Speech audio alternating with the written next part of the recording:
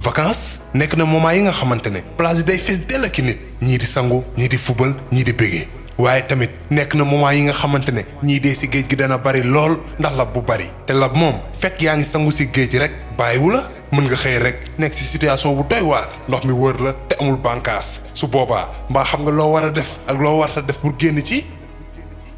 loolu lañ lay woon ci vidéo bi dañ la woon boo labee noo war a def pour génn ci bu ci yàlla àndee bien sûr kon xam nga loo war a def aimel vidéo bi partage ko ak sa xarit yi comme ça ñoom tam ñu mën a xam bu ñu labee nu ñuy def pour génn ci bu fekkee tamit yaa ngi soog a seetaan suñuy vidéo xamal ni kat ci chaîne bi vidéo yu am solo rek la ñuy def kon abonné wul gaaw activé cloche bi comme ça vidéo bu ñu dugal rek da nga koy am sa YouTube directement acca ñu dem. règle bi njëkk bañ a tiit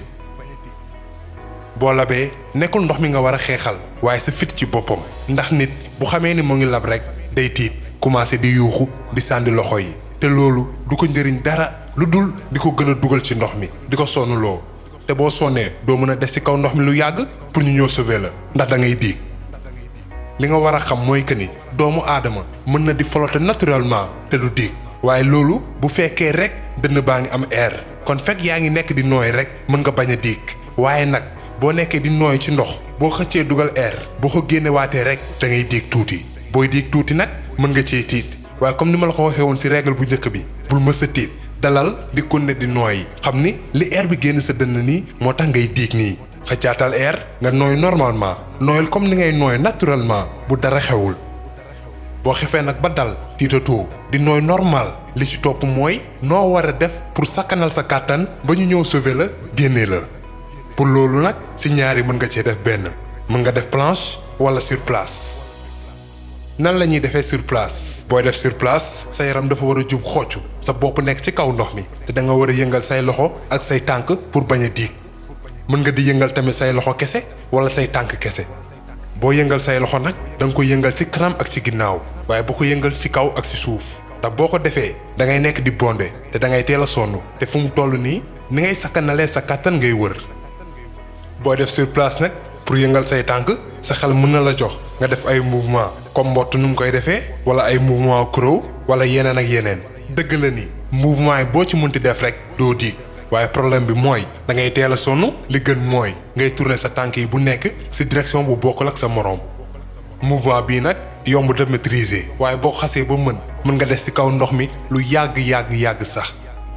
léegi nag fàttalikul li nga war respecter pour def sur place bu baax mooy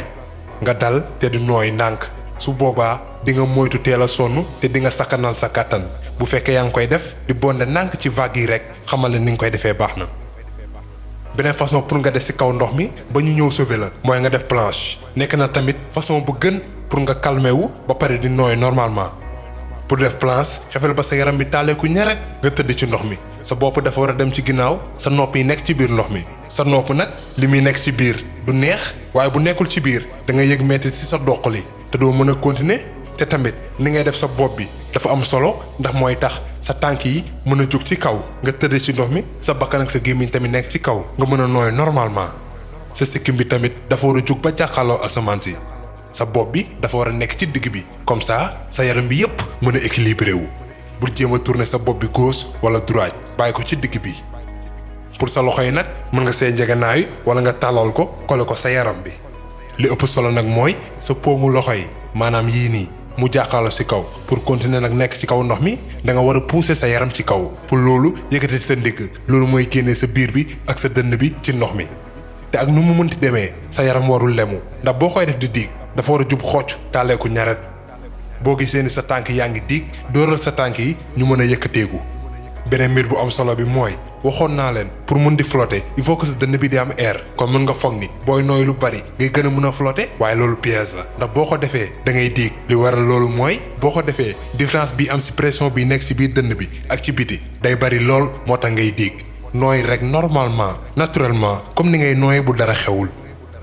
te tamit bul jéem a nuuru wala ngay téye sa nooy te boo ko defee sa dënn bi day fees dell ak gaz carbonique te mën na la étouffer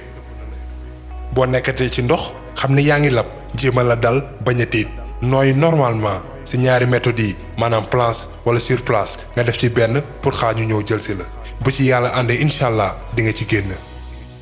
léegi nag comme que yow xam nga boo lawee noo war a def xefal tamit ba sa xarit yi xam ko ak sa waa famille pour loolu partager vidéo bi te nga aimé ko wasalaam.